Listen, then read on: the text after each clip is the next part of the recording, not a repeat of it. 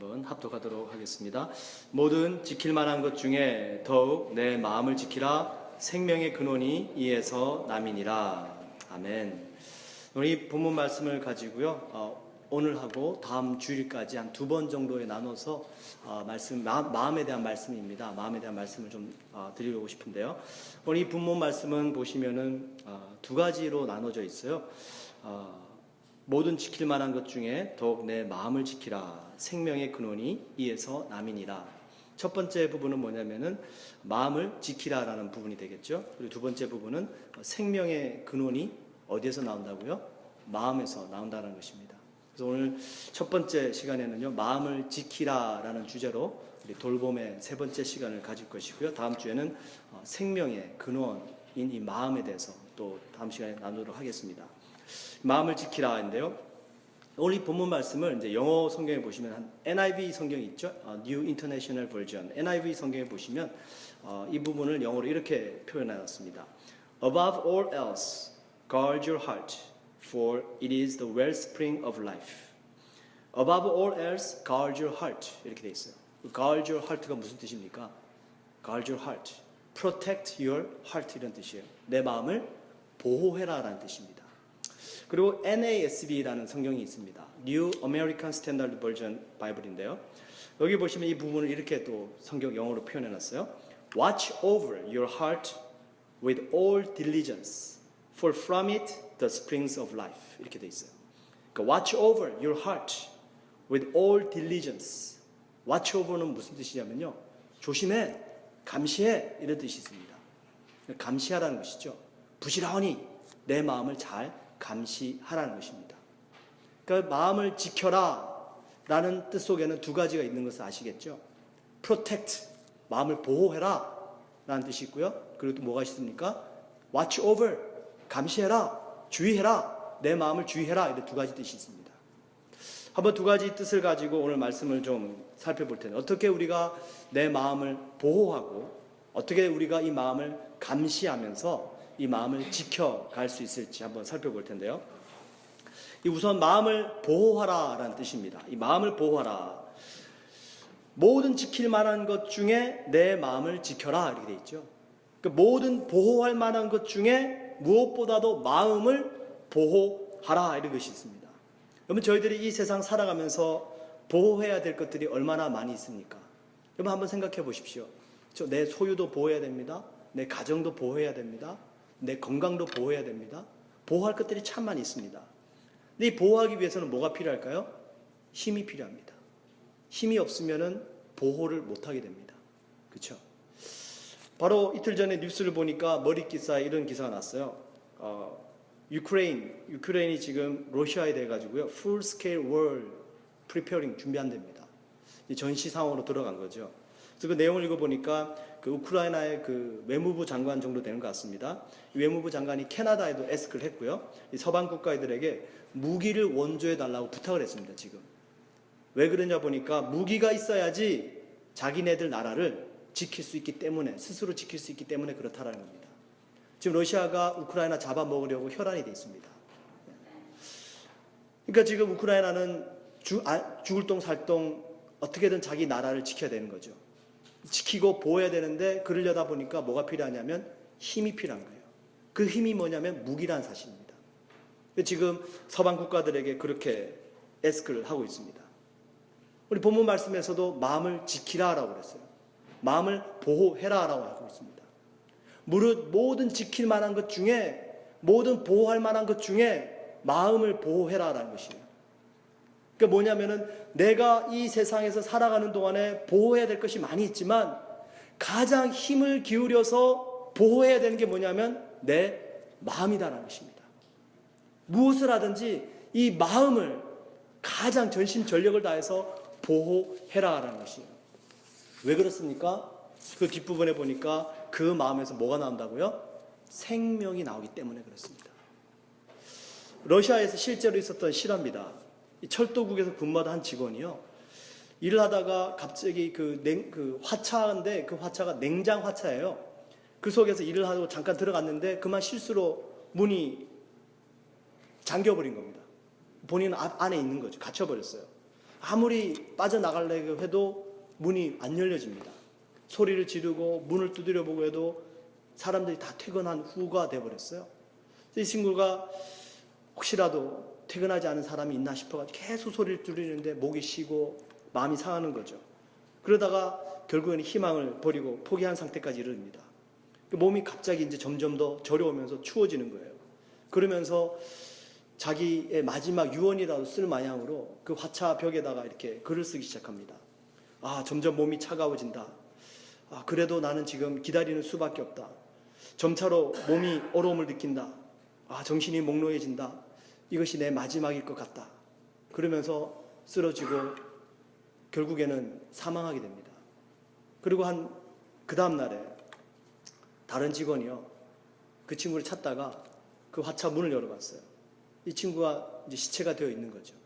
근데 놀란 사실은 뭐냐면 그 냉장고 화차는 고장난 냉장고 화차였다는 겁니다. 실제 온도가 13도가 됐었고요. 그 안에 공기도 넉넉하게 있었답니다. 뭡니까? 그 사람의 마음이 불안하고 두렵고 걱정되니까 현실적으로는 문제가 없는데 그만 스스로의 생각 속에서 얼어 죽어버린 거예요. 추워 죽어버린 겁니다.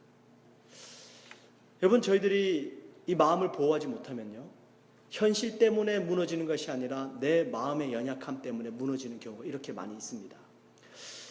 혹시 스톡홀름 신드롬이라는 말을 들어보셨는지 모르겠는데요. 이 스웨덴의 스톡홀름에서 실제로 있었던 1973년도의 사건인데요. 이 은행 강도 여러 명이 있어요.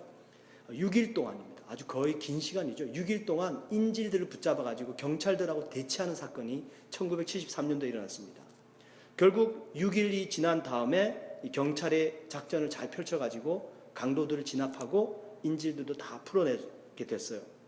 근데 이 인질로 붙잡혔던 사람들이요, 그 6일 동안에 무슨 일이 벌어졌는지 나중에 이제 그 강도들을 재판대에 세워가지고 심판을 해야 되는데, 이 붙잡혔던 인질들이, 그 중엔 어떤 인질들이 있냐면은 이 범인들을 옹호하는 인질들이 있었던 겁니다. 그들의 삶이 얼마나 힘들었으면 그랬겠냐, 그들을 그런 지경까지 몰아간 사회가 잘못됐다 이러면서 재판대에서 증언을 하더란 사실이에요. 이게 뭐냐면은 스톡홀름 신드롬입니다. 또 비슷한 사례가 미국에서도 있었는데요. 2002년부터 2003년도까지 한 엘리자베스 스마트라는 이 소녀가 어떤 이 정신 이상자 남자에게 납치를 당합니다. 1년이 넘는 세월 동안 끌려다녀요. 근데 이 정신 이상한 남자가 이 스마트라는 소녀를 1년 동안 끌고 다니면서 그 유타주에 있는 솔트레이크 시티에서 그냥 노방에서 살은 거예요. 근데 그 노방에서 사는 동안에는 그 소녀에게 너는 이제부터 내 아내인 행세를 해라 하고서는 절대로 어떤 구속을 하지 않았습니다. 뭐 묶어두지도 않았고 그냥 홈리스처럼 그냥 같이 산 거예요. 근데 이 소녀가 도망갈 생각도 안 했다는 사실입니다. 우연히 경찰들이 지나가다가 그 여자를 발견하고 신분 조사를 하다가 결국 이 여자의 신원을 확인하고 범인을 검거하게 된 겁니다. 이게 또 다른 스톡홀름 신드롬의 예인데요. 이게 무슨 뜻이냐면 이 스톡홀름 신드롬이라는 것이 범죄자들에게 지나친 두려움을 가지거나 그 범죄자들에게 연민을 가지게 되면 내 자신이 마치 범죄자와 함께 동화되어 버리는 현상을 스톡홀름 신드롬이라고 합니다. 범죄자들 너무 두려워했다는 거죠. 범죄자들에게 품어서는 안 되는 연민의 정을 품어버렸다는 겁니다. 그러다 보니까 그 6일 동안 인질로 잡혀있던 사람들도 자신들을 마치 그 죄인들과 같이 동질화시키고 그 소녀도 그 범죄자를 두려워하면서 어느 정도 연민의 정을 느끼면서 동화되어 버리면서 그 범인을 범인으로 보지 못하고 도망갈 생각조차 하지 못했던 것. 그 이후 사건부터 이 스톡홀름 신드롬이 이 세상에 알려지게 됐습니다. 여러분, 저희들이 무엇을 두려워합니까? 세상 두려워하시죠? 세상을 두려워하다 보면 그 두려워하는 세상 때문에 나도 모르게 세상에 동질화되어 가 버린다는 사실이에요.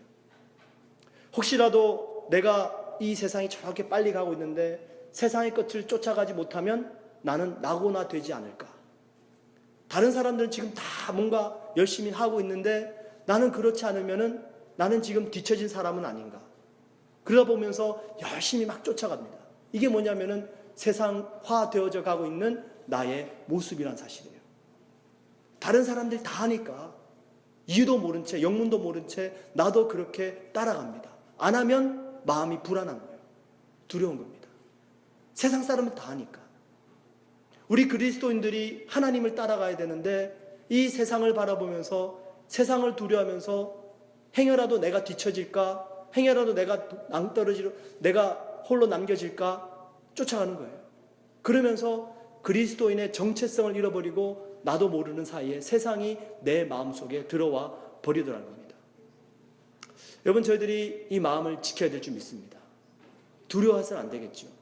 그 두려움을 이기기 위해서는 내 안에 힘이 있어야 된다는 사실입니다. 그 강한 힘을 우리가 어떻게 가질 수 있을까요? 내가 혼자서 강해져야지 강해질까요? 잘 안 됩니다. 세상 따라가지 않아야지, 안 따라가야지 됩니까? 잘 안 됩니다. 세상보다 크신 분이 누구십니까? 하나님이시죠. 내 마음속에 하나님을 모셔드리면 힘이 나는 줄 믿습니다. 내 마음속에 하나님을 주인으로 삼아드리면 내가 이 세상의 두려움을 이겨낼 수 있는 힘이 거기서 생기는 줄 믿습니다. 성경에 가데스 바네아라는 사건이 나옵니다. 가데스 바네아 사건인데요. 아마 내용을 들어보시면 잘 아실 거예요. 근데 가데스 바네아 사건 하면 잘 모르실 텐데, 이 가데스 바네아라는 것은 이 지역입니다. 이 지역에서 엄청난 사건이 벌어집니다. 이 지역에서 벌어진 사건 때문에 이스라엘 백성들이 40년을 광야에서 떠돌게 됩니다. 애굽에서 하나님께서 구출해 주셨어요, 이스라엘 백성들을. 그리고 약속한 가나안 땅으로 인도해 가십니다. 그 애굽에서 가나안 땅까지의 거리를 학자들이 계산을 해보니까 어떤 학자는 한 180km 정도 이렇게 계산합니다. 180km 정도면은 걸어서 한 60만 명 정도 되는 인구가 한 14일, 보름이면은 충분히 다다를 수 있는 거리에 있는 도시였어요. 지역이었습니다. 애굽에서 가나안까지. 근데 또 어떤 학자는 계산해 보니까 640km는 가야 된다. 광야길이니까 둘르고 해서 140km보다는 좀 더 멀다. 한 640km는 된다. 그래서 이 사람이 640km를 그 이스라엘 백성들이 이동하는 시간을 계산을 해보니까 적어도 한 2, 3개월은 걸리는 거리다, 이렇게 얘기합니다. 어찌됐든 여러분, 보름이 걸리던 2, 3개월이 걸리는 거리던 이스라엘 백성들은 몇 년을 소비했다고요? 40년을 떠돌았습니다. 40년. 말이나 되는 일입니까? 맥시멈으로 잡아도 3개월이면 갈 거리를 40년을 떠돌아서 그 가나안 땅으로 들어갔다는 사실이에요. 그 40년 광야 생활 동안에 무슨 일이 벌어지냐면 한 세대가 바뀌어버립니다. 믿음의 세대가 다시 서게 돼요. 하나님께서 그 작업을 하십니다. 이 가데스 바네아 사건, 가나안 땅에 12명의 정탐꾼을 보냈습니다. 이스라엘에서 12지파로부터 각 대표 한 명씩 뽑아가지고요, 너희들 가나안 땅을 정탐하고 돌아와라. 그 대표 12명이 가나안 땅에 들어가서 그 가나안 땅을 잘 살펴보고 돌아와서 보고합니다. 그 보고하는 지역이 바로 가데스 바네아입니다. 여기서 모세도 있고요, 12지파의 대표들도 있고요, 그리고 이스라엘 백성이 전부 다 모였습니다. 그리고 이 12명의 지파의 스파이들이 돌아와서 이렇게 보고합니다. 40일 동안에 땅을 탐지하기를 다 마쳤습니다. 과연 그 땅은 젖과 꿀이 흐르고 정말로 그 땅에 나는 실과는 정말로 어마어마하게 큽니다. 그런데 그 땅 거민은 강하고 성읍은 견고하고 힘이 클 뿐 아니라 그 땅에는 안악 자손 대장부들이 살고 있습니다.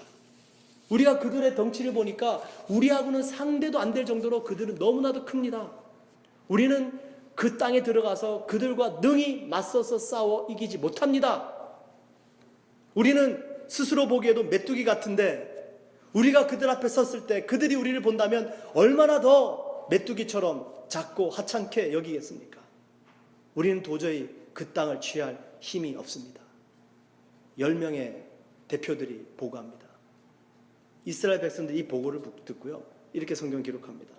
회중이 소리를 높여 부르짖으며 밤새도록 백성이 곡하였더라. 10명의 보고가 이스라엘 온 백성을 밤새도록 울게 만듭니다. 우리가 왜 그 땅을 들어갈 수 있다고 출애굽했는가? 모세, 네가 왜 우리를 이곳까지 인도해서 죽게 왔는가? 차라리 애굽에서 종살이 할 때가 나았다. 그때 여호수아와 갈렙이 옷을 찢으면서 얘기하죠. 이렇게 얘기합니다. 아니다. 우리가 탐지한 그 땅은 심히 아름다운 땅이다. 하나님께서 우리를 기뻐하시면 우리를 그 땅으로 인도하여 들이시고 그 땅을 우리에게 주시리라. 이는 과연 젖과 꿀이 흐르는 땅이다. 딱 두 명이 얘기합니다. 아니다. 하나님이 우리를 기뻐하시면 그 땅은 우리 것이다. 저 젖은 우리의 밥이다. 여호수아와 갈렙이 이렇게 다시 보고합니다. 그들의 두 사람의 말은 씨알도 안 먹혀요. 이스라엘 백성들이 돌을 들어가지고 두 사람을 모세와 함께 쳐서 죽이려고 합니다. 결국에는 어쩔 수 없이 퇴진을 명령하게 되죠.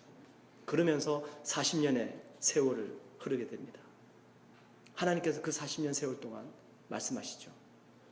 1세대, 아무도 믿음을 갖지 않았던 그 첫 1세대, 한 사람도 그 땅을 밟지 못할 것이다.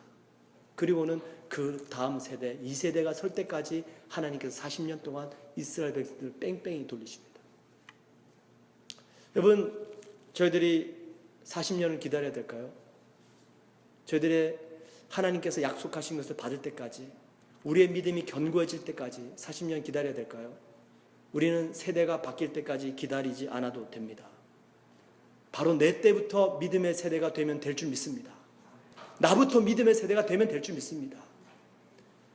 로마서 12장 2절에 이렇게 기록해요. 너희는 이 세대를 본받지 말고 오직 마음을 새롭게 함으로 변화를 받아 하나님의 선하시고 기뻐하시고 온전하신 뜻이 무엇인지 분별하도록 하라. 여러분, 하나님을 내 마음속에 주인으로 모신다라는 것 무엇일까요? 세상을 두려워하지 않는 마음이에요. 어떻게 세상을 두려워하지 않을까요? 세상에 대한 근심, 걱정, 염려 내려놓고요, 하나님을 주인으로 모셨으면 하나님께서 어떠한 것을 기뻐하실까? 하나님의 선하신 역사가 뭘까? 이걸 생각하는 겁니다. 그걸 생각하는 것이 내 마음을 강한 하나님의 힘으로 채우는 역사란 사실이에요. 여러분, 문제 생각하면 마음에 힘을 얻습니까? 여러분, 고민되면 그 고민 가지고 씨름한다고 내 마음이 힘을 얻습니까?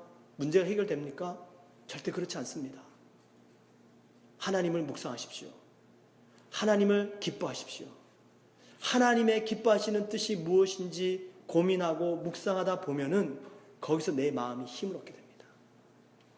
말씀을 준비하는데 노래가 하나 생각이 났어요. 스바냐 3장 17절에 있는 말씀인데요.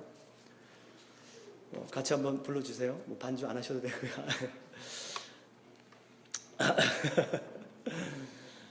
너의 하나님 여호와가 너의 가운데 계시니 그는 구원을 베푸실 전능자시라.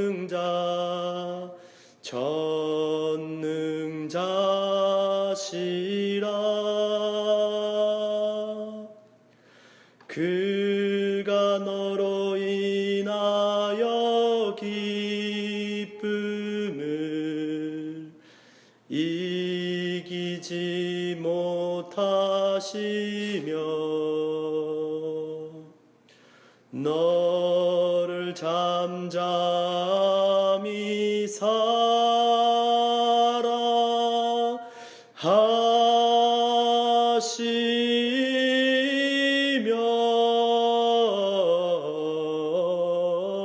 즐거이 부르며 기뻐하시리라.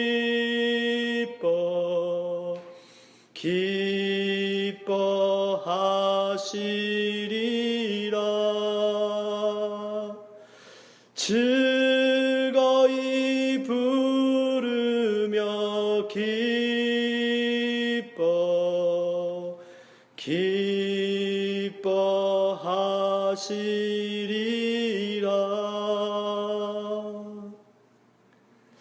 스바냐 3장 10절, 17절에 이 말씀이 있습니다. 너희 하나님 여호와가 너희 가운데 계시니 그는 구원을 베푸실 전능자시라. 그가 너로 인하여 기쁨을 이기지 못하시며 너를 잠잠히 사랑하시며 즐거이 부르며 기뻐하시리로다. 여러분, 어떤 분은 이렇게 얘기해요. 하나님이 사랑하시는 자가 있고 하나님이 기뻐하시는 자가 있다, 이렇게 얘기합니다. 하나님은 다 사랑하신대요. 근데 하나님이 기뻐하시는 자는 다르답니다. 왜냐하면 하나님의 말씀 잘 듣고 순종 잘하고 그런 사람들은 하나님이 기뻐하신답니다. 근데 말 안 듣고 자꾸만 도망가고 죄 짓고 그 사람들 하나님 사랑하시죠. 근데 기뻐하시진 않는데요. 저는 그 말 들을 때마다 마음에 이 말씀이 생각이 나는 거예요. 그럼 스바냐 3장 17절은 뭔가?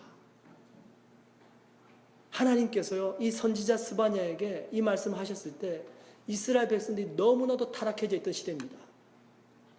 요시야 왕, 참 선한 왕 중에 한 명이에요. 종교개혁한 왕입니다. 근데 이 요시야 왕이 스바냐 선지자로부터 힘을 얻어서 종교개혁을 단행했다는 사실입니다.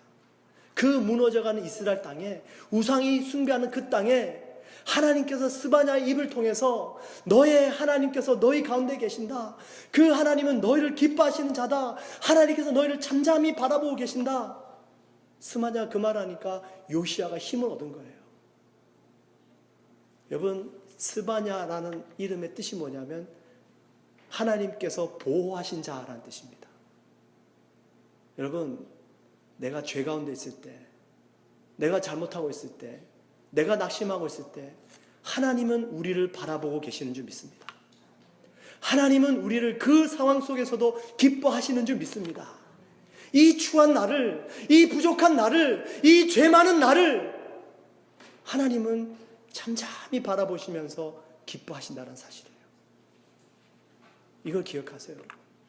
그때 내 마음이 힘을 얻게 될 줄 믿습니다. 그러고 다시 일어나는 거죠. 아, 하나님이 나를 기뻐하시는구나. 하나님이 나를 이렇게 바라보고 계시는구나. 그 하나님이 나에게 구원을 베풀기를 원하시는구나.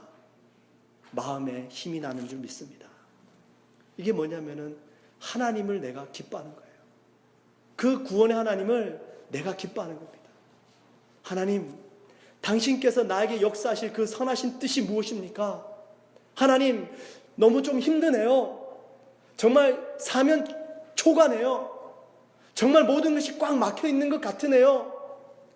그렇지만 하나님이 나를 바라보시고 나에게 대해서 기뻐하고 계시는 줄 믿습니다. 내가 하나님을 기뻐하겠습니다. 내가 그 하나님의 마음을 나누어 드리겠습니다. 여러분, 세상과 마음 나누지 마십시오. 세상과 마음 나누지 마시고 나를 바라보시고 나에게 구원을 베풀어 주시고 나를 기뻐하시는 그 하나님과 마음을 나눠드리세요. 그러면 마음이 힘을 얻습니다. 세상이 두려워지지 않는 거예요. 다시 그래, 한번 해보자. 나를 기뻐하시는 그 하나님, 나에게 구원을 베풀어 주시는 그 하나님, 다시 한번 전진하게 될 힘이 생기는 줄 믿습니다. 이게 뭐냐면은 내 마음을 보호하는 길이에요. 내 마음에 힘을 더하는 길입니다. 두 번째, 제대로 마음은 보호도 해야 되지만요, 감시도 해야 돼요. 왜 감시해야 될까요? 무릇 부패한 것 중에 제일 부패한 게 어디라고요? 우리의 마음이라는 사실이에요. 마음이 부패해져 있기 때문에 이 마음은 보호만 해가지고 되지 않고요, 감시도 해야 됩니다. 감시를 안 하면 언제 내가 이 세상을 향해서 나아갈지 모른다는 사실이에요. 어느 누구도 장담 못합니다, 여러분. 항상 마음을 감시해야 되는데요, 이 마음을 잘 감시해가지고 누구에게만 마음의 문을 열어드려야 되냐면 하나님께만 마음의 문을 열어야 됩니다. 근데 우리는 이 세상을 향해 마음의 문을 종종 열 때가 있다는 사실이에요. 언제 저희들이 마음의 문을 쉽게 열까요? 나에게 유익이 된다라고 하면 마음의 문을 활짝 열어버립니다. 그죠? 뭔가 나한테 득이 될 것 같아요? 그러면은 두 번 생각하지 않아요. 나한테 유익인데 뭐 하면서 마음의 문을 확 열어버리고 그냥 달려가 버립니다.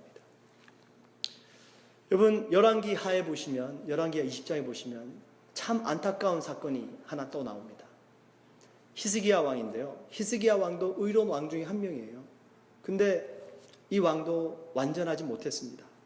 한 번은 이 히스기야 왕이 병에 걸려가지고 누워 있었습니다. 이 바벨론에서 사신이 왔어요. 히스기야 왕 많이 몸이 불편하다고 들었습니다. 우리가 병문안 왔습니다. 이 히스기야 왕이 너무 기분이 좋은 겁니다. 이야, 어떻게 이 바벨론 강대국에서 나에게 병문안까지 왔는가. 기분이 너무 좋은 거예요. 그래가지고 이 히스기야 왕이 무슨 짓을 하냐면요, 그 사신들을 끌고 가가지고요, 모든 금은 보화를 다 보여줍니다. 야, 우리나라에 이런 보화들이 있습니다. 여기는 우리 하나님을 섬기는 성전인데 이 모든 기물들이 솔로몬 왕 때 만든 금으로 만든 다 기물들입니다.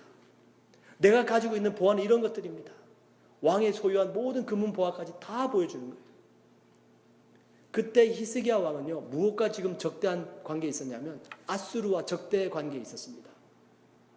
그러니까 지금 이스라엘을 중간에 두고 아수르하고 바벨론이 지금 양대 이 강대국이 전쟁을 치르려고 준비하고 있었던 단계예요. 근데 이스라엘 히스기야 왕은 반아수르 정책을 펼고 있었습니다. 근데 때마침 바벨론이 사신을 보내가지고 자신의 병문안 온 겁니다. 더없이 좋은 기회죠. 우리 화친하자. 너희들과 화친하면 내가 저 아수르를 맞설 수 있을 것 같아. 그리고는 그 바벨론 사신들에게 모든 것을 다 보여준 겁니다. 사신들이 잘 돌아갔어요. 나중에 어떻게 될까요? 결국 이 바벨론이 남유다를 침공해가지고요, 그 기물들과 금은보화들 다 훔쳐갑니다. 결국 이 히스기야가 그 짓을 하게 됩니다. 나에게 유익이 있다고 싶으니까 창고를 활짝 열어버린 거예요. 마음의 문을 활짝 열어버린 겁니다. 여러분 조심하세요. 나에게 유익이 있다고 마음의 문을 활짝 열면 도적이 쳐들어옵니다. 그걸 꼭 아십시오.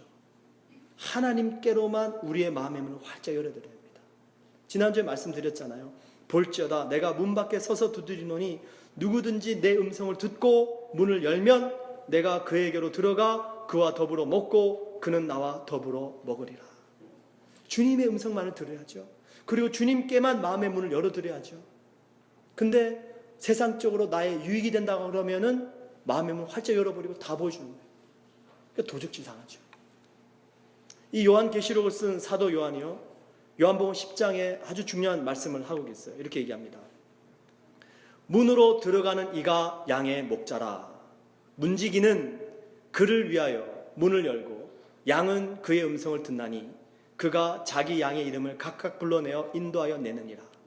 자기 양을 다 내어놓은 후에 앞서가면 양들이 그의 음성을 아는 고로 따라오되 타인의 음성은 알지 못하는 고로 타인을 따르지 아니하고 도리어 도망하느니라. 내 양은 내 음성을 들으며 나는 저희를 알며 저희는 나를 따르느니라. 여기 보시면요, 문지기가 있어요. 문지기가 문을 열어줬다 닫았다는 겁니다. 뭡니까? 감시자예요. 목자의 음성을 들으면 문지기가 양들에게 문을 열어주고 목자를 따라가게 합니다. 근데 문지기가 들어보고 목자의 음성이 아니면 양들을 안 보내주는 겁니다. 여러분들의 마음속에 이 문지기를 꼭 세워두세요. 성령님을 꼭 모셔두십시오. 과연 이것이 내 목자의 음성인가? 아니면 세상의 소리인가? 확실하게 듣고 분별하실 수 있기를 주님의 이름으로 축원드립니다. 그러면 무슨 일이 벌어지냐면요, 바로 내 양은 내 음성을 듣고 저희를 알며 저희는 나를 따르느니라 말씀하시고 난 다음에요, 바로 그 다음 절에 이렇게 기록해요. 내가 저희에게 영생을 주노니 영원히 멸망치 아니할 터요 또 저희를 내 손에서 빼앗을 자가 결코 없으리라. 그죠? 주님의 음성을 듣고 주님께로만 내 마음의 문을 열어드리면 이 세상 어디에 가도 하나님의 손에서 빼앗을 자가 결코 없다고 말씀하시는 겁니다. 왜 우리가 도적질 당합니까? 우리를 왜 하나님의 손에서 빼앗깁니까? 내가 내 마음의 문을 세상에 열어주니까 그런 거예요. 유익 때문에, 세상적인 것들 때문에 열어주니까 빼앗겨버리는 거예요. 목자의 음성을 듣고 정말로 내 목자만 따라가다 보면 하나님께서 우리를 꽉 붙잡고 계셔서요, 어떤 누구도 하나님의 손에서 우리를 빼앗을 자가 없다라는 것입니다. 로마서 14장 17절에요. 하나님의 나라는 먹는 것과 마시는 것이 아니요 오직 성령 안에서 의와 평강과 희락이라 말씀하십니다. 여러분, 우리가 어떻게 하나님의 음성을 듣고 따라갈까요? 아, 하나님, 제가 제 마음속에서 하나님의 나라를 결코 잃어버리지 않기 원합니다. 그 하나님의 나라가 무엇입니까? 의를 이루는 것이고 평강을 이루는 것이고 그리고 희락하는 것이다 말씀하신 거예요. 내가 어떤 상황 속에서도 정말로 이 의를 잃어버리지 않도록 힘쓰는 거예요. 어떤 상황 속에서도 평강을 잃어버리지 않도록 힘쓰는 겁니다. 어떤 상황 속에서도 희락을 잃어버리지 않도록 애쓰는 거예요. 하나님의 나라는 먹고 마시는 것이 아니다라는 것입니다. 먹고 마시는 것에 대한 애를 쓰는 것만큼이나 그 이상으로 하나님께서 이루신 하나님의 나라, 내 안에 의가 이루어지게 하시고 희락 있게 하시고 평강이 있을 수 있도록 힘쓰고 지켜가라 말씀하십니다. 죄를 짓지 않도록 하나님의 의를 이루어가도록 애써야 되겠죠. 내 이웃들과 화평해서 평강을 지켜가야 되겠죠. 정말로 하나님께 주신 이 기쁨을, 나에게 구원을 베풀어 주시는 그 하나님께서 오늘도 나에게 구원을 베풀어 주시고 나를 도와주실 것인데, 소망을 주실 것인데, 그 하나님에 대한 희락을 잃지 않도록 내 마음을 지켜가는 겁니다. 그럴 때에 내가 주의 목자의 음성을 잘 듣고 따라가게 된다는 것이에요. 근데 여러분, 우리는 너무 세상에 많이 귀 기울입니다. 세상 소리에 너무 많이 귀 기울여요. 무엇이 나에게 득이 되는가? 어떻게 하면 내가 좀 더 많이 먹고 좀 더 잘 먹고 잘 살 수 있는가? 그러다 보니까 내 마음의 문이 그쪽으로 자꾸 쏠려지다는 얘기입니다. 여러분, 압니다. 정말로 요즘 경기 힘들고요. 사는 것이 전쟁이고요. 정말 먹고 사는 것만 해도 대견한 것 같습니다. 근데 여러분, 우리가 먹고 살기 위해서 사는 것 아니잖아요. 우리에게 더 고귀한 삶의 목적이 있는 줄 믿습니다. 그것은 하나님의 나라를 이루는 삶인 줄 믿습니다. 내 안에 하나님의 나라가 이루어지게 하여 주시고, 내 안에 이루어진 이 하나님의 나라가 빼앗기지 않게 하여 주시고, 그리고 나를 통해서 하나님의 나라가 내 가정 속에 그리고 내 사회 속에 이루어지게 하여 주시옵소서라는 것이죠. 여러분, 우리 마음속에 문지기를 꼭 세워두십시오. 감시해야 됩니다. 무엇보다 부패한 것이 마음입니다. 감시자를 세워두지 않으면 내 마음은 너무나도 쉽게 세상으로 빠져버립니다. 그래서 여러분, 우리가 마음을 지켜야 되는데요, 두 가지입니다. 우리의 마음은 보호해야 되고요, 그리고 감시해야 됩니다. 어떻게 보호해야 할까요? 나에게 구원을 베풀어 주시고 나를 잠잠히 바라보시면서 기뻐하시는 그 하나님, 그 하나님과 마음을 나눠드리는 거예요. 그 하나님을 내가 기뻐하는 겁니다. 내 마음이 힘을 얻는다는 것이죠. 어떻게 우리가 내 마음을 감시할까요? 목자의 음성을 잘 들어야 되겠죠. 우리의 목자는 나에게 희락을 주고 평강을 주고 나에게 의를 주기 원하시는 분이십니다. 그 목자의 음성을 잘 듣고 그분에게만 마음의 문을 열어다 보면 세상이 하나님의 손 안에 있는 우리를 결코 빼앗지 못한다 약속하십니다. 오늘 이 시간 잠깐 기도하겠습니다. 기도할 텐데, 하나님, 저희가 구원을 베풀어 주시는 그 하나님을 다시 한번 기뻐하겠습니다. 내 마음을 보호하여 주시옵소서.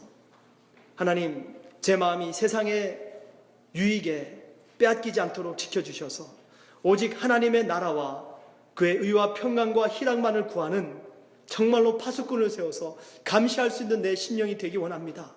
하나님, 내 마음을 지키고 생명력을 발휘해 나갈 수 있도록 아버지 은혜 베풀어 주시옵소서. 우리 한번 주를 청하시고 기도하겠습니다.